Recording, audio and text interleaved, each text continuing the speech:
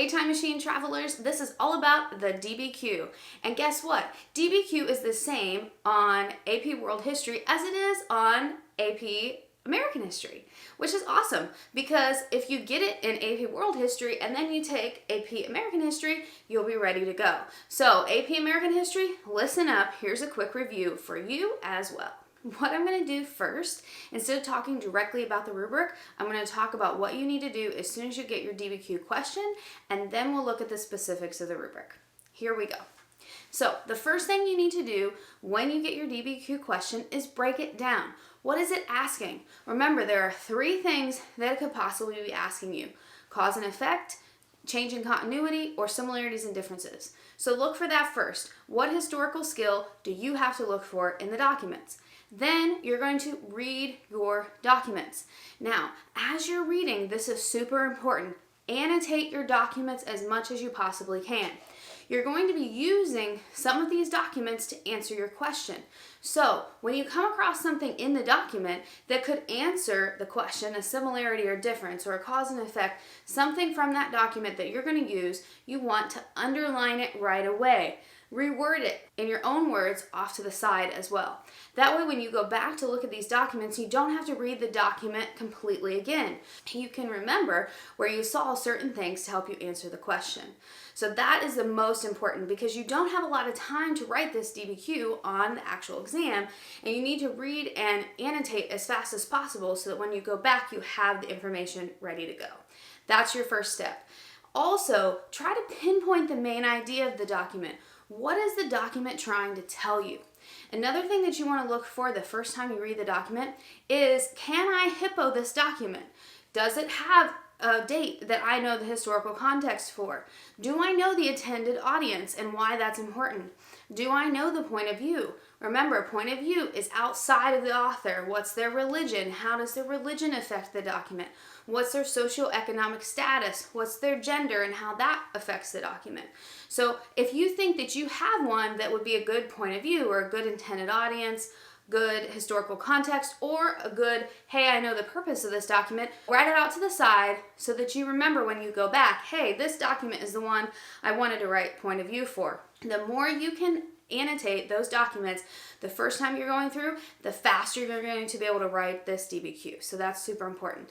After you get all of your documents read and annotated, then you need to put them into three groups. I'm going to do a prompt about the American Revolution because we talk about the American Revolution in world history, so it could easily kind of overlap both American world history and APUSH as well. Let's say you were doing a prompt of the causes and effects of the American Revolution. After you read your documents, this is what you need to do. Draw three boxes somewhere. These are going to be your three groups. Now, you don't get a point for grouping your documents anymore. You used to, but that's not a point anymore. But it is easy to do it. So make sure that you group your documents so that you know which documents are going to go into which paragraph. So let's say this is a cause of the American Revolution, and let's say that they're upset about taxes, just for example's sake, and pretend that I'm going to use document 6 and 7 for that one. And if, let's say, another cause, not having a say in Parliament. And I'm going to use document 3 and 4 for that one. And then, in effect, we could say the American Revolution is, starting a new nation. And let's say I'm going to use document 1 and 2. Okay, this is just for example's sake. I don't actually have real documents to go with this, but let's say that's how that I was going to do it. Now, you notice that I put the topics of what I'm writing about here, okay? That helps you remember what those documents are about and how they group together. You with me so far? All right, so then this is going to become your thesis. All three of these topics need to be in your thesis. Let me restate that. All three of these topics need to be in your thesis. Now, in APUSH, you were given a formula, the X and the, if X, then A and B, right? What I noticed when I looked at some examples about that is that most of the time, the one that only has one is like the very first part of that. So the effect might be the X part, and this might be A and B. Okay, so you can do that strategy. That's what I looked at when I looked at the examples, because that formula was a little bit confusing to me as well. I try to understand it so that I could explain it to you guys. I think what they're trying to get you to do mostly is put these three into your thesis so that you actually have a claim. If you don't understand that formula, get your teachers to explain it to you again, and then come teach me because I'd love to understand it a little bit better. All right, so you want to make sure that all three of these are in your thesis. You could say something like, the causes of the American Revolution were high taxes on the colonists and the fact that colonists had no say in Parliament. Along with that, the American Revolution had many effects, and one of those was the struggle to start a new nation. All right, so we're going to put all three of these into our thesis. This will be paragraph 2, this will be paragraph 3, and this will be paragraph 4. Make these your topic sentences. One cause of the American Revolution was taxes, and then you're going to start going into it and explaining it. Another cause of the American Revolution was not having a say in Parliament, and then you're going to explain it. For the fourth paragraph, an effect of the American Revolution was having to start a new nation. Let's go to your rubric. Your first paragraph, what does that consist of? You need contextualization. So context is before, during, or after. I think most of the time it's easiest to do before or during because this kind of sets the stage. Remember, it's like the beginning of the story. So what leads up to the American Revolution? Now, you don't want to talk about these two because those are going to be in your essay. So you're going to want to go a little further back and maybe talk about the French and Indian War. Okay, as being some of your context. Maybe talk about the relationship between France and Britain because France is going to eventually help the Americans, right? So that's kind of important to know that the British and the French don't get along. So talk about those kind of things. You want to try to have 2 to 3 events. And here's the important part. You want to tie them together with your prompt. If you just put out 2 or 3 events and don't tie it together, you're not going to get that point. You have to tie it together with your topic. So how is it important to the causes and effects of the American Revolution for this specific one? I've seen a lot of great contexts that don't tie anything together. It's just thrown out there. You're not going to get the point for that. You definitely need to tie it together. Then your next point is going to be for your thesis. So in that paragraph 1, you're going to write context, and then you would write your thesis. Remember, you're going to put your topics in your thesis. Okay, that's super important. Then you're going to go on to paragraph 2. This is the bulk of your points in paragraph 2, 3, and 4. All right, so this covers your documents, evidence, and analysis. The first thing that you need to do is describe at least 3 documents. Describing is just saying the main idea of these documents. That's pretty simple. You can usually get that point, okay? Now, I tell my students do 4 or 5 documents. Just in case you get the main idea of one wrong, you've got a couple extra for backup. So what I would suggest after your topic sentence, look at document 6. What's the description of document 6? So you would write that. Then, after you describe document 6, what are you using from the document to support your argument? How are you proving that one of the causes was taxes? And why is that important? Okay, this is where you're going to actually use some of the document and you have to rephrase it into your own words. Super important. Don't just quote the document. You're putting it into your own words. The reason you're doing that is so that you can show what you know and that you understand the document. So, for example, if we're describing that one of the causes was taxes, let's say that our document talks about the Stamp Act and the fact that the colonists don't like that, all right? You're going to take that part and you're going to say, according to the document, the colonists didn't like the Stamp Act, and here's why, okay? So you would go into that and you would use as much of that document as you possibly can to support your topic sentence, all right? So you're describing first what's the main idea of that document, and then your support is going to be using that document. That you have to do 6 times according to the rubric. I tell my students to do it at least 7 so that you have some extras just in case you've quoted wrong or just in case you didn't understand the document or you misinterpreted the document. If you have time, do it 8 times.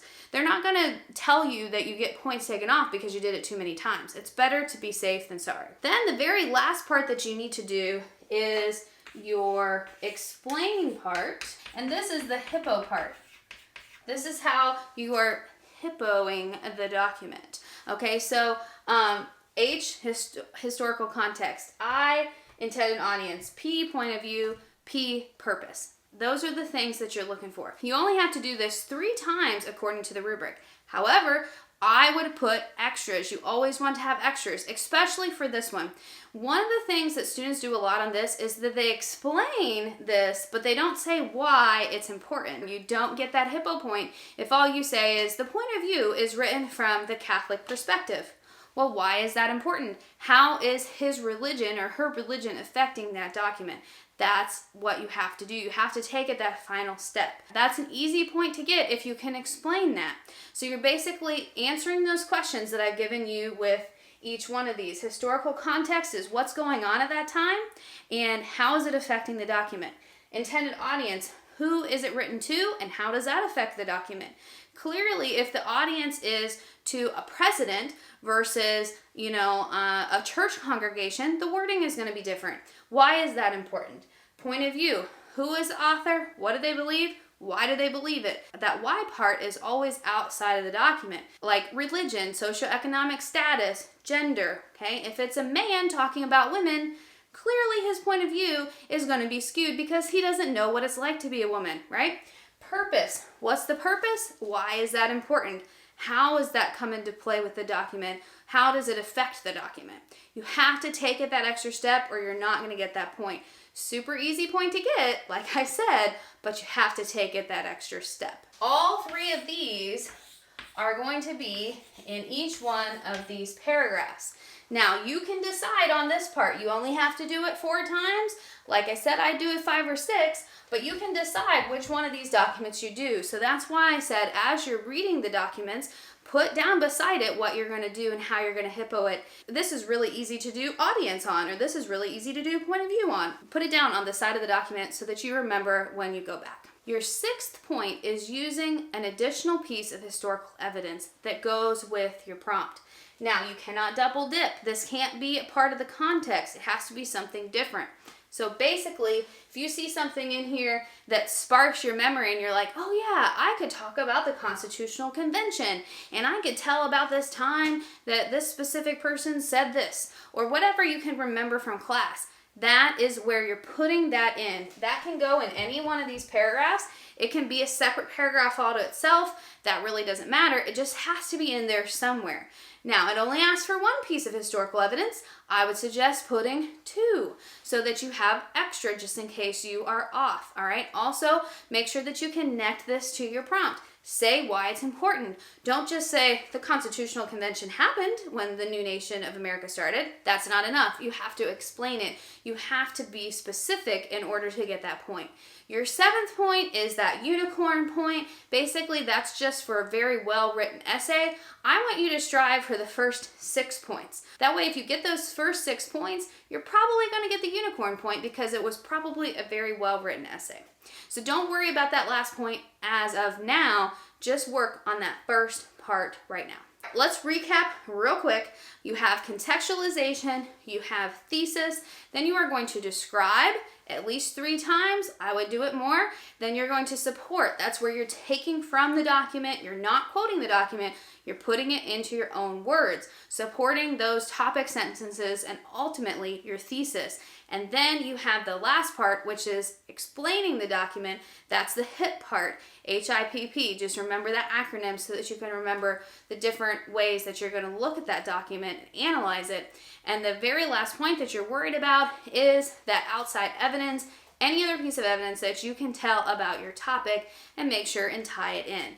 That's the gist of the DBQ. Please remember, if you're running out of time, this HIP part, Super easy to do, right? That's only like maybe 2 or 3 sentences per document. So get that in there. If you know you've only got about 10 minutes left on your time, get that in there and you've automatically got that point. Get your outside evidence in there and you automatically have that point. Getting 2 points is better than no points, right? And most likely you would already have your thesis. If it's good, then there's 3 points right there. If you're running out of time and you're still working on trying to get the supporting part in there, take the last 10 minutes and throw in those 2 easy points so that you can at least get those. All right, I hope this clears up a little bit of how to write a DBQ. Please let me know if you have any questions. Email me at missjziegler@gmail.com and I will get back to you. I'd love to be able to help you with specific prompts as well. We'll be doing more of those videos later on this year. So if you haven't subscribed yet, make sure and subscribe and hit that notification bell so that you don't miss a thing. Thanks for listening and I'll see you next time.